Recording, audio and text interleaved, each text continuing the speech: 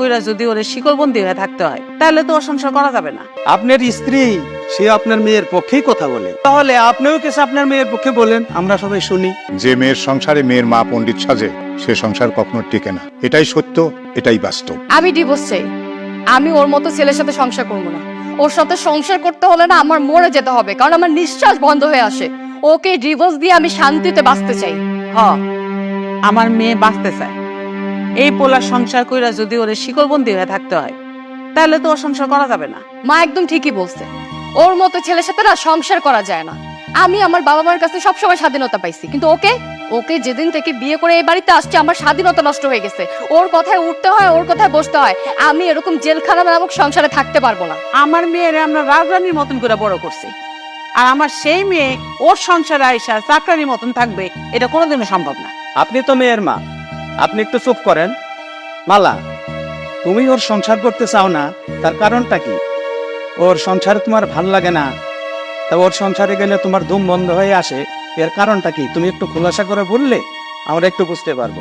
আজব, আপনারা বুঝতে পারতেছেন না যে কেন সংসার করতে চাইতেছি না? ওর মধ্যে ছেলের সাথে সংসার করা যায় না, এর লাগে সংসার করতে চাইতেছি না। তাছাড়া আমার বাবা মা ছোটবেলা থেকে আমার আদর যত্ন করে বড় করছে। আমি যা চাইছি আমার সবসময় তাই দিছে, কিন্তু ওর সাথে বিয়ে হওয়ার পর থেকে তো একটা কিছু পাই নাই, উল্টা ও আমার সবসময় বান্দি দাসীর মতো খাটায়। সমস্যা নাকি? আমি কি মানুষ না নাকি? আমার সাথে এরকম আচরণ করবো আর এরকম একটা পোলার লগে আমি সংসার করবো? আমি এরকম পোলার লগে সংসার করতে পারবো না, পারবো না, পারবো না। তুমি স্বাধীন মতো চলতে পারছো না, আর ওর সংসারে এসে তুমি শিকল বন্দী হয়ে গেছো। এটাই তাহলে তোমার বড় সমস্যা? হ্যাঁ, এটাই আমার বড় সমস্যা। আমি যা বলতেছি ঠিকই বলতেছি। আজকের পর থেকে যদি ও আমার কথায় উঠে বসে, আমার কথা মতো যদি চলে, তাহলে আমি ওর সাথে সংসার করবো। ও যদি আমাকে স্বাধীনতা দেয় তাহলে, আর যদি না দেয় তাহলে ওর সাথে আমি সংসার করবো না। তোমার সাথে আর আমি কথা বাড়াতে চাই না, কারণ তোমার জ্ঞান বুদ্ধির অনেক অভাব। কি কাশেম ভাই, আপনার মেয়ে ডিভোর্স চায়, আপনার স্ত্রী সে আপনার মেয়ের পক্ষেই কথা বলে, তাহলে আপনিও কিছু আপনার মেয়ের পক্ষে বলেন, আমরা সবাই শুনি। আসলে যে মেয়ের সংসারে মেয়ের মা পণ্ডিত সাজে সে সংসার কখনো টিকে না। এটাই সত্য, এটাই বাস্তব। আর আমি যতটুকু জানি আমার মেয়ে কখনো স্বামীর সংসারে অভাব অনটনে নাই, কোনো অসুবিধাই নাই।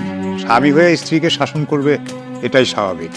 সব স্বামী চায় তার স্ত্রীকে আয়ত্তে রাখার জন্য। আমি আসলে একজন ভালো মানুষকে মুক্ত করতে চাই। আশা করি আপনারা আমার কথাটা বুঝতে পারছেন। তুমি কি বুঝাতে চাইতেছো? মেয়ের সংসারে মা পণ্ডিত মানে মা কি পণ্ডিতি করতে গেছে? খবরদার, তুমি আমাদের মা মেরে নিয়ে কোনো আজে বাজে কথা বলবা না। বুঝতে পারছি আপনার কথা। যে সংসারে স্বামীর প্রতি বউয়ের অবহেলা, সে সংসারে সুখের আশা করা যায় না। সুতরাং ডিভোর্স হওয়াটাই ভালো। কাজী সাহেব, আপনি আপনার কাজ শুরু করেন।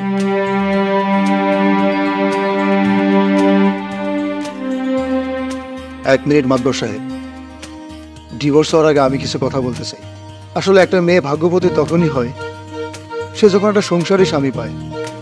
সে হোক বড় হোক গরিব, মূল কথা সে একজন সংসারী স্বামী।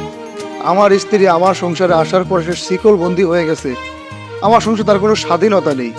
আসলে সে স্বাধীনতা বলতে কি বোঝাচ্ছে আমি জানি না, তবে আমার সাধ্য অনুযায়ী আমার স্ত্রীকে খাওয়ানোর পরে আমি কোনো কিছুতে কমতি রাখিনি।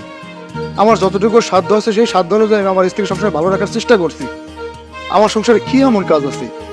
আমার সংসারে তার হয়তো অল্প কিছু কাজ, সে সংসারে কাজ করবে, সে 5 ওয়াক্ত নামাজ কালাম করবে, পর্দাশীল হবে এবং সবসময় সে পর্দা করবে।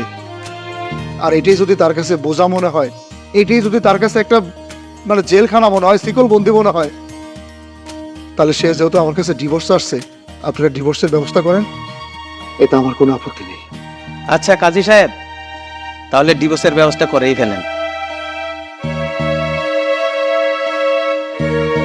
আজকের সমাজের অবস্থা আপনারা দেখুন, বুঝুন।